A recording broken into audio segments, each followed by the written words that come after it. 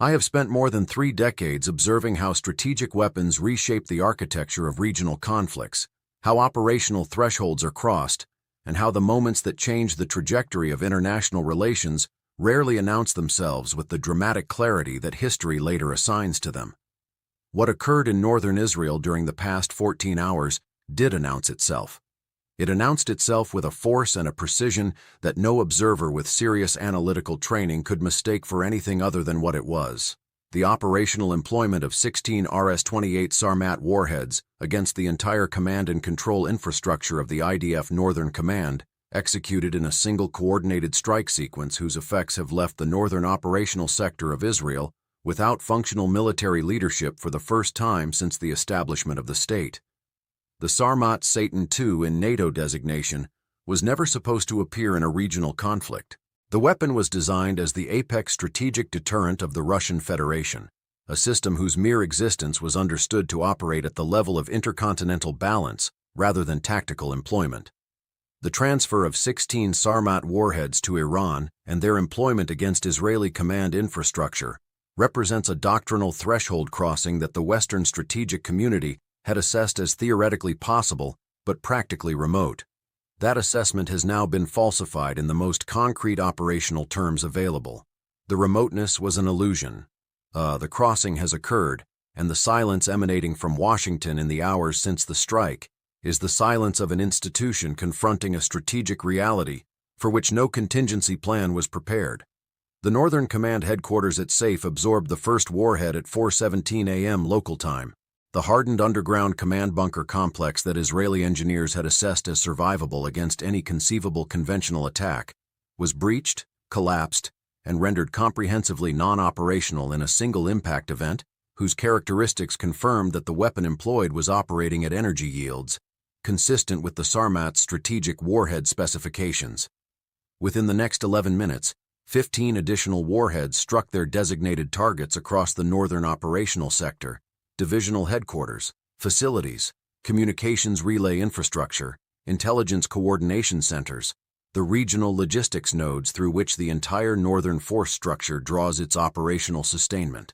Northern Command was not damaged. It was buried, its leadership, its coordinating infrastructure, and its operational coherence eliminated in a strike duration shorter than the time required for the IDF General Staff in Tel Aviv to fully recognize what was happening. In Washington, the response has been silence, not the deliberative quiet of careful policy formulation, the institutional silence of a strategic establishment that has not yet identified options it can defend publicly, has not yet developed responses it can implement operationally, and has not yet absorbed the implications of what just occurred to its closest regional ally. That silence is itself the most informative signal currently emanating from the United States government, and the regional and global powers watching this conflict are reading it with precision. In the analysis that follows, we work through the questions that define the strategic significance of what just occurred. How did 16 RS-28 Sarmat warheads weapons whose deployment was supposed to be confined to the strategic arsenal of a great power end up employed against a regional military command? And what does this employment reveal about the operational depth of the Russian-Iranian relationship that American intelligence consistently underestimated? What does the destruction of an entire regional command infrastructure mean for the operational coherence of the IDF's northern force structure? And how quickly does an army without command coordination cease to function as a coherent military instrument? Why has Washington gone silent? And what does that silence reveal about the boundaries of American strategic options in a conflict where every escalation pathway carries costs the political system cannot currently absorb? And when an entire regional command has been buried, and the United States has no immediate response, what does the next phase of this conflict look like? And who is actually shaping its trajectory? Now, if you find the depth of this analysis valuable, the kind that goes beyond surface narratives and into the strategic reality that actually drives outcomes, subscribe and stay with me. Hit like, share with anyone trying to make sense of what just happened in the Middle East, and leave your assessment in the comments. I read them carefully, and your perspective genuinely sharpens the analytical work I do here. Now let us get into the breakdown. The targeting architecture deployed against IDF Northern Command falls into a specific category of operational planning that separates strategic employment from tactical strikes.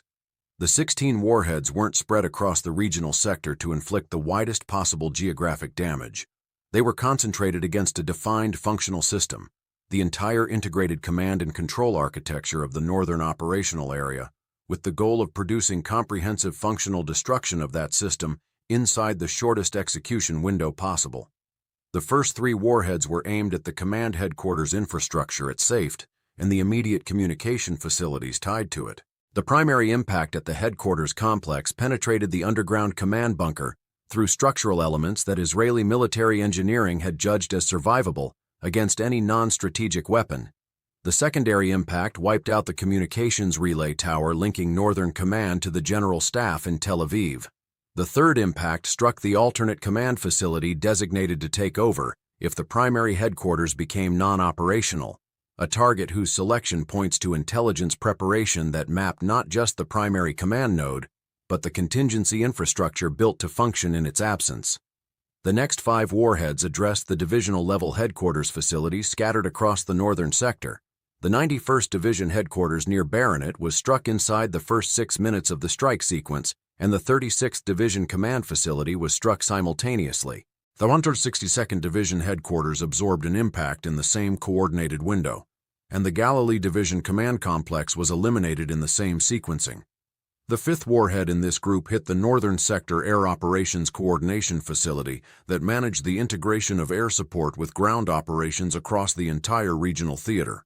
By the time these 5 impacts had registered, the divisional command structure of the entire Northern Ground Force had been simultaneously eliminated. 4 further warheads went after the communications and intelligence infrastructure that supports operational coordination across the regional sector. The Signals Intelligence Collection Facility at Mount Meron was struck. The communications hub at Rosh Pina, which handles tactical communication routing across the northern force structure, was struck. The Intelligence Fusion Center that processes battlefield information from forward units and feeds it into operational decision-making was struck. The 4th warhead in this category eliminated the Electronic Warfare Coordination Facility that delivered defensive electronic protection for the entire regional command structure. The final 4 warheads were directed at the Logistics Command infrastructure that coordinates supply flow to the deployed force structure, the Regional Fuel Coordination Facility, the Ammunition Distribution Control Center, the Medical Evacuation Coordination Facility, and the Transportation Management Hub that synchronizes logistics movement across the northern sector were all eliminated simultaneously. The cumulative effect of these final impacts ensured that even individual surviving units would face progressive degradation of their sustainment capability as the centralized logistics coordination they rely on ceased to function. What I want to make absolutely clear about the operational significance of this strike, because the technical detail can mask the strategic reality, is that an army does not function through individual unit capability. It functions through the integration of unit capabilities into a coordinated operational system, and that integration runs through command and control infrastructure of exactly the type that has now been comprehensively destroyed across the entire northern sector. The IDF still retains substantial individual combat capability in the northern operational area. Tank crews still have tanks, infantry units still have weapons, artillery batteries still have ammunition that hasn't yet been spent. What has been eliminated is the system that converts those individual capabilities into coordinated military effect. Without that system, the residual capability degrades from a coherent military force into a collection of armed units operating with steadily diminishing situational awareness and steadily narrowing operational options. The recovery problem is severe. Reconstituting destroyed command infrastructure under conditions of continuing combat operations is among the most difficult challenges that military organizations can face. It requires personnel, many of whom were lost in the strike. It requires facilities, most of which have been eliminated. It requires communications architecture, which has been systematically severed. And it requires time, which is the resource the operational situation does not provide. Within 72 hours, the units in the northern sector will start to feel the operational consequences of command vacuum, degraded tactical coordination, deteriorating logistics flow, and the cumulative effect of decisions being made at lower levels of the command hierarchy without the strategic context that the destroyed command infrastructure was designed to provide. The RS-28 Sarmat is the most capable strategic missile system currently fielded by any military force on Earth, and its operational employment in this conflict carries technical and doctrinal implications that stretch well beyond the immediate Middle Eastern theater. Understanding what this weapon is and why it has been transferred into Iranian operational hands is essential to grasping the broader strategic transition we are watching unfold in real time. The Sarmat is a heavy-class intercontinental ballistic missile with a launch mass exceeding 200 metric tons and a payload capacity of roughly 10 metric tons. That payload capacity allows configurations including between 10 and 15 multiple independently targetable re-entry vehicles, alternative loadings of hypersonic glide vehicle warheads, or hybrid configurations that mix warhead types to optimize performance against specific target sets. The configuration employed against IDF Northern Command used a multi-warhead loading optimized for the simultaneous engagement of geographically dispersed targets within a defined regional sector, precisely the configuration the destruction of an entire regional command infrastructure would demand. The penetration capability of Sarmat warheads against any currently deployed missile defense architecture is comprehensive in a manner the Western defense community has been reluctant to publicly acknowledge, but that operational analysis has consistently confirmed.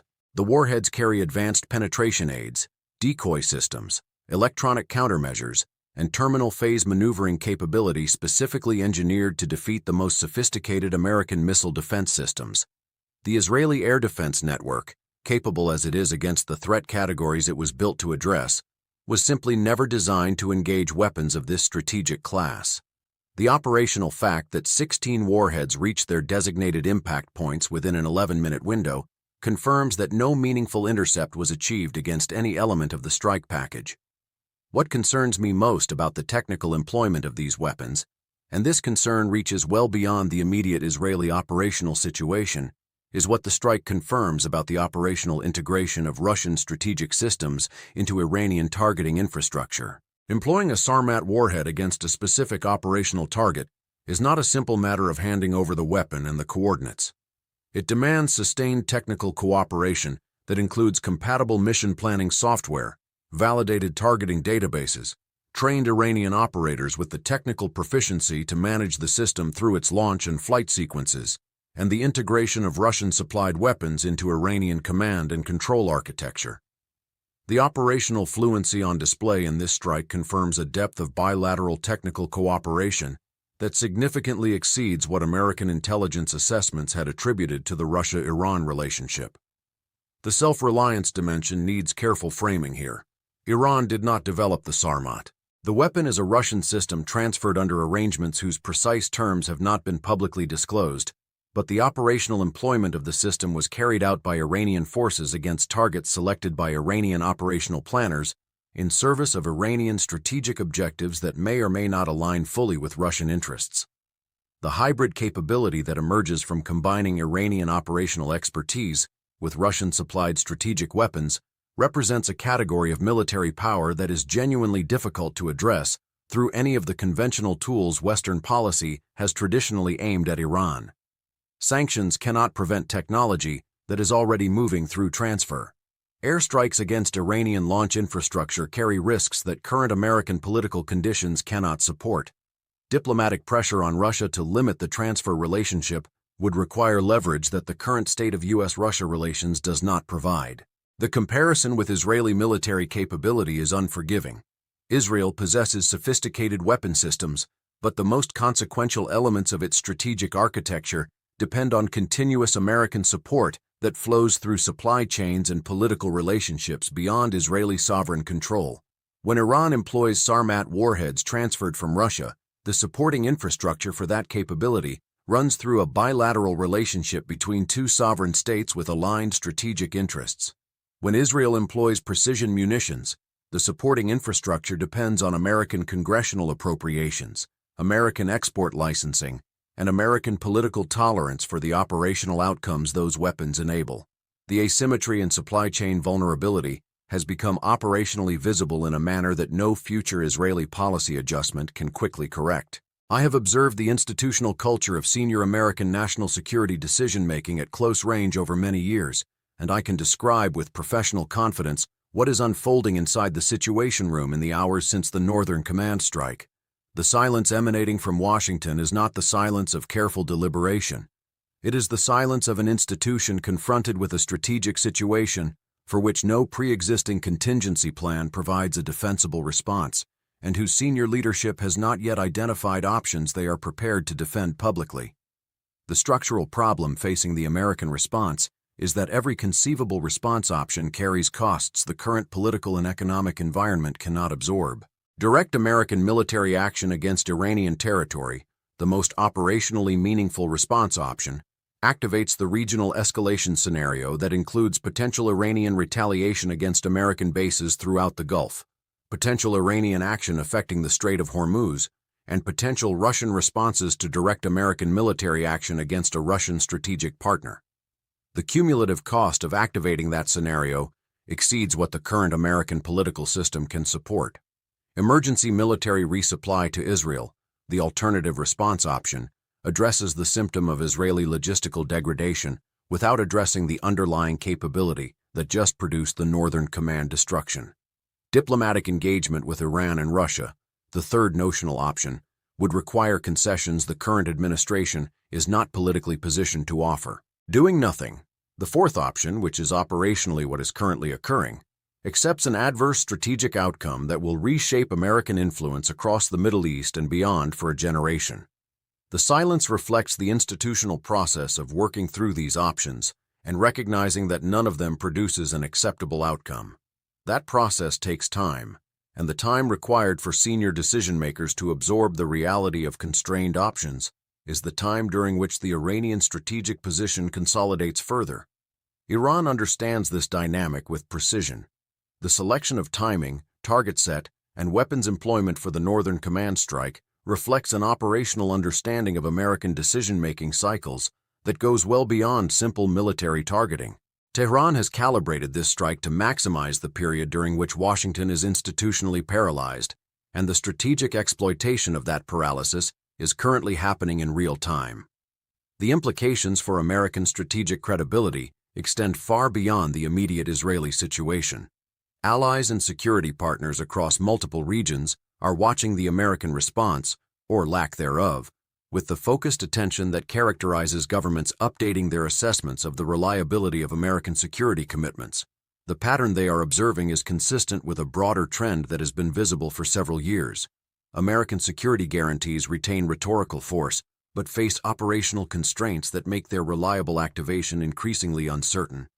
The Northern Command strike has accelerated this assessment among allies in ways that will produce policy adjustments across multiple theaters in the coming months. What I want to emphasize about the silence is that it is not a passive condition.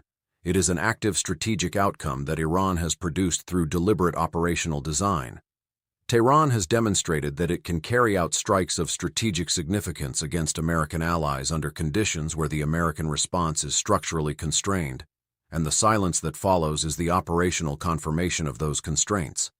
Every additional hour the silence continues represents additional confirmation that translates into strategic value for Iran across every dimension of the broader competition this conflict is part of. What the events of the past 14 hours have demonstrated with a clarity no diplomatic framing can obscure is the fundamental difference between strategic capability that resides within sovereign national control and strategic capability that depends on external authorization for its consequential employment. Iran has demonstrated the first. Israel has been forced to confront the operational reality of holding only the second. The decision to employ 16 Sarmat warheads against IDF Northern Command was made within Iranian institutions, executed by Iranian operators, and supported by the Russian transfer relationship that operates through bilateral cooperation between sovereign states with aligned strategic interests. No external authorization was required. No diplomatic clearance was sought. No constraint imposed by a patron's political calculations limited the targeting selection or the timing of execution. The decision was a sovereign decision, and its consequences will be sovereign consequences that Iran will manage through the same institutional capacity that produced the decision in the first place. Israel's situation is structurally different in ways the Northern Command strike has made impossible to obscure. The most consequential elements of Israeli military capability, its precision munitions inventory, its strategic intelligence support, its diplomatic protection at the international level, depend on continuous American backing that operates through political relationships, supply chains, and authorization structures beyond Israeli sovereign control. When that backing faces constraints, as it now does, the Israeli operational capability that depends on it faces immediate degradation. The borrowed power that has sustained Israeli regional dominance for generations has reached a moment when the conditions of the borrowing have become operationally visible.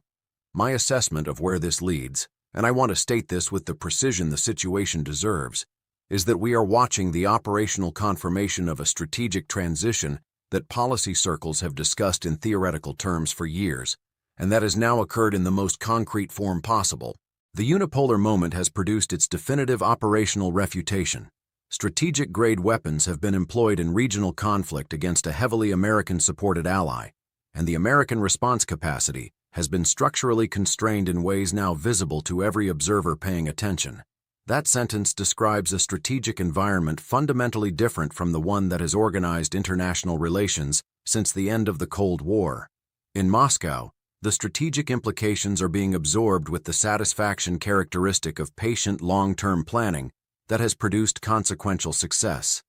The transfer of Sarmat warheads to Iran represented a calculated decision that accepted significant escalation risk in exchange for a strategic effect that is now being demonstrated. That effect includes the validation of Russian strategic weapons in operational employment, the documentation of American response constraints under conditions of consequential pressure, and the deepening of the bilateral relationship through shared experience of consequential cooperation. The investment has produced returns that justify the risks involved. In Beijing, the calculation centers on the precedent and template that have now been established. The demonstration that strategic-grade weapons transfers from a major power to a regional partner can produce military effects exceeding the response capacity of American-supported defensive architectures provides a reference framework that Chinese strategic planning will absorb across multiple theaters. The implications for Taiwan, the South China Sea, and the broader Pacific theater are direct and immediate. China has just received an empirical demonstration that the operational employment of strategic weapons in regional conflict is feasible under conditions where the American response is structurally constrained, and Beijing will study every dimension of that demonstration with focused analytical attention. For the developing world, the message could not be clearer if it had been delivered through formal diplomatic channels. The path to genuine sovereignty in the contemporary international system requires either alignment with a major power capable of providing operational security support, which the events of the past hours have shown to be increasingly conditional, or the construction of sovereign capability sufficient to deter consequential external pressure independently. Iran has demonstrated that the second path, while extraordinarily difficult and costly, produces strategic results that exceed what the first path can deliver when the patron's commitment becomes constrained.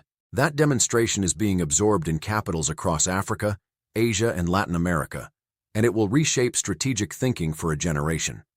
In 30 years of strategic analysis, I have learned that the events whose consequences extend furthest into the future are rarely the most dramatic in their immediate appearance. 16 warheads. One command structure buried, a silent Pentagon. These are not dramatic data points in the way that mass casualty events are dramatic, but the consequences of what happened in the past 14 hours will shape the trajectory of Middle Eastern and global strategic relationships for a generation. And the silence in Washington will eventually break into a process of institutional reckoning whose conclusions will reshape American foreign policy in ways that cannot yet be fully anticipated. The questions I want to leave you with are not about whether Israel can recover from the Northern Command strike. It cannot in any operationally meaningful sense within the time frame relevant to the current conflict. The questions are about what the international system looks like after the operational confirmation of strategic transitions that have been theoretically discussed for years has finally occurred. Who shapes the rules of the multipolar environment that has now arrived? On what terms? And what role does each major power, the United States, Russia, China, Iran, and the regional actors who must navigate among them play in the new structure that is emerging? These are the defining questions of the next decade. And the answers are being written right now in decisions being made in Washington, Throne, Moscow, and Beijing in the hours since the Sarmat warheads struck their targets. Leave your assessment in the comments. This conversation matters more than perhaps any other geopolitical analysis happening right now, and your perspective genuinely sharpens the work. If this breakdown delivered the analytical depth you came for, share it, hit like and subscribe for the most serious unfiltered analysis of this conflict available anywhere. The next update is already in preparation. Stay with me.